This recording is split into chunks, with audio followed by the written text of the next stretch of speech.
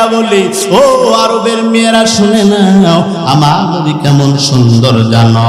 কয় আমার নবী এত সুন্দর, ওই ইউসুফ নবীকে না দেখি মিশরের মেয়েরা যদি পয়গম্বরকে দেখতো, পয়গম্বরকে দেখার সঙ্গে সঙ্গে তাদের কলিজা ছিঁড়ায় যাইত।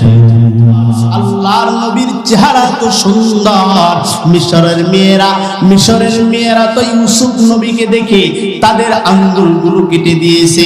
আম্মা জান হযরত আয়েশা সিদ্দিকা রাদিয়াল্লাহু তাআলা আনহাকে জিজ্ঞেস করলেন আরবের মেয়েরা, ও আম্মা জান বলেন তো দেখি আমরা শুনেছি মিশরের মেয়েরা নাকি ইউসুফ নবীকে দেখে তাদের হাতের আঙ্গুলগুলো কেটে দিল।